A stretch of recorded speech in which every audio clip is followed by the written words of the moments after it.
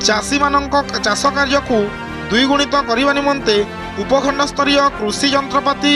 मेला उद्घाटित हो जाइछि। कुचिंडा कॉलेज पड़िया ठारे उपखंड स्तरीय कृषि यंत्रपाति मेला कुचिंडा उपजिल्लापाल गौरवमय प्रधान मुख्य अतिथि भाव में जोगदे फिता काटी उद्घाटन करथिले। 35 गोटी स्टल एही मेला रे लागिथिला और यह डिसेम्बर 27 तारिख रु 29 तारिख पर्यंत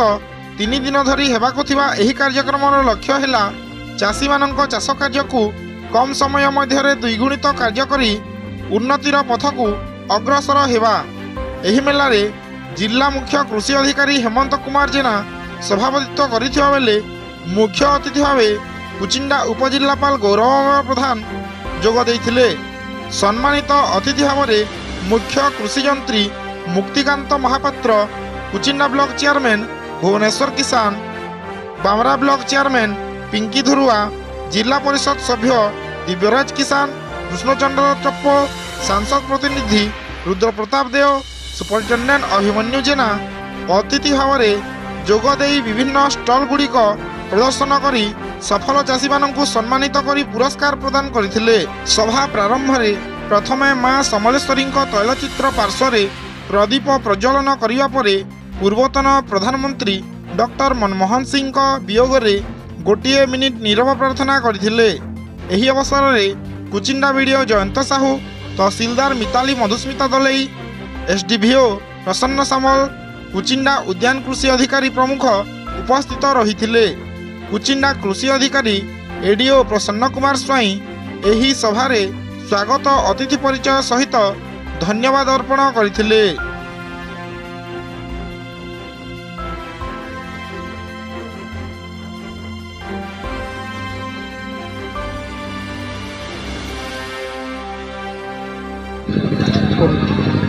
मु मुख्य जंत्री कृषि विभाग ओडिशा आज एठारे आमर उपखंड स्तरीय कृषि यंत्रपाति मेला उद्घाटन उत्सव में जोग दे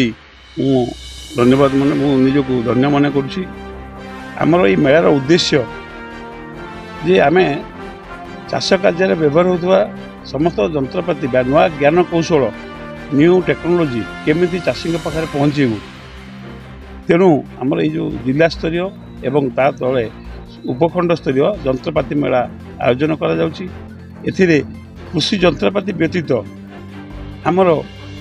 अन्यान्य समस्त योजना आम विभाग योजना एवं कृषि आनुषंगिक विभाग तथा मत्स्य पशु संपद एवं जिते से विभाग जिते प्रकार योजना अच्छी से समस्त योजना विषय चाषी मानक अवगत करवा यार मुख्य उद्देश्य। आपण जानवा दरकार जे कृषि जंत्रपाति रे आम राज्य जो आमर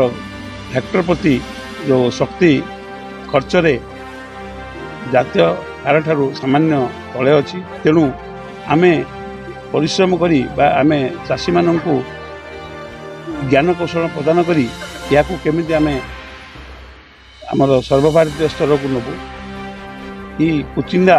संबलपुर जिलार एक कृषि प्रधान एरिया अंचल। यही अंचल में डाली जातीय तैलबीज जातीय एवं धान प्राय मैक्सिमम पनीपरिया समस्त प्रकार चाष हो चाष कार्य आमर जमी प्रस्तुति ठारू अमल पर्यंत गोटे सब्सिडी पैटर्न रही जो साधारण वर्ग 40%, एससी एसटी एवं महिला चाषी मान 50% एवं महिला स्वयं सहायक गोष्ठी 75% सब्सिडी व्यवस्था करी अमल परवर्ती खाद्य प्रक्रियाकरण जंत्रपाति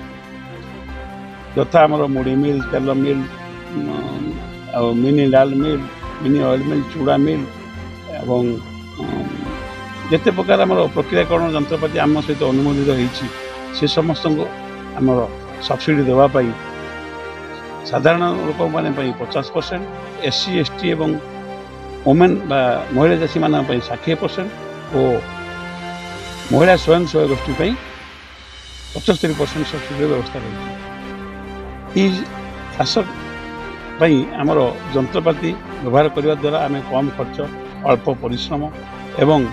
समय ठीक सदुपयोग तथा अधिक उत्पादन यार व्यवहार करवा याद्वारा चाष कार्य खर्च को आम कमाइले चाषीर आय निश्चित वृद्धि हम यही सब लक्ष्य नहीं आमर कृषि जंत्रपाति मेला विभिन्न उपखंड स्तर में आयोजन कर यार सदुपयोग करने चाषी मान अनुरोध कर कृषि जंत्रपाति मुख्य उद्देश्य आम अंचल आदिवासी यार उद्देश्य हूँ कम खर्च अल्प परिश्रम एवं ठीक समय समस्त चाष कार्य करवा एवं अधिक उत्पादन या सहित आत्मनिजुक्ति जो बड़ बड़ जंत्रपाति रही आपंकर हार्वेस्टर हो ट्रैक्टर हो ये समस्त जंत्रपाति व्यवहार करने द्वारा निजे स्वरोजगार हवा सहित अन्य को ड्राइवर हिसाब से मेकानिक हिसाब से बहुत परोक्ष निजुक्ति आत्मनिजुक्ति से वृद्धि पाँच तेणु बेकार युवक युवती मान ये कृषि जंत्रपाति व्यवहार एक आत्मनिजुक्तिर माध्यम।